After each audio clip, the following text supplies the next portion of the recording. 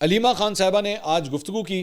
उन्होंने कहा जी फैसल मलिक जो पैगाम दे रहे हैं हम उसकी तस्दीक करके पहुँचा। फैसल मलिक इमरान खान साहब के वकील हैं, उनको कल इजाज़त दी गई थी इमरान खान साहब से मिलने के लिए। तो उन्होंने कहा कि जी हम वो पैगाम अंदर से लेकर आए हैं, हम उसकी तस्दीक कर रहे हैं।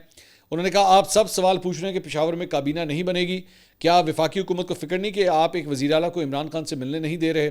आप वज़ीर आज़म से क्यों सवाल नहीं करते कि अगर उनको अपने मुल्क की फ़िक्र है, बानी एक पार्टी के सरबराह हैं, उसका काम बनता है कि वो अपने वज़ीर आला से मुशावरत कर सकें। आसिफ अली जरदारी जब कराची जेल में थे तो उनका बहुत ज़बरदस्त सहन था, जहाँ वो शाम को बैठ कर चाय पीते थे। नवाज शरीफ को सारी सहूलियात थी। आप ये समझे कि उनके कमरे में AC लगा हुआ था, लेकिन बानी PTI का चक्की का सेल है, वहाँ AC नहीं लगता। इमरान खान 2 साल से डेथ सेल में हैं। पुलिस वाले कहते हैं कि आज तक कैद तन्हाई में बानी की तरह किसी को नहीं देखा। चक्की के कमरे का साइज़ 8x10 है।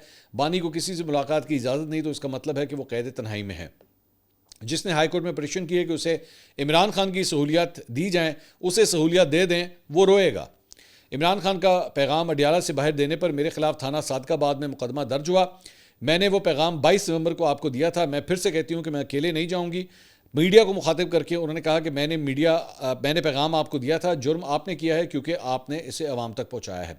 सहाफ़ी ने सवाल किया कि क्या आप मीडिया पर FIR कटवाना चाहती हैं? अलीमा खान ने जवाब दिया कि मैं नहीं कराना चाहती, पुलिस ने FIR दी है। पुलिस ने इमरान खान का पैगाम देने पर FIR दी है, मैंने पैगाम सिर्फ आप तक पहुँचाया है।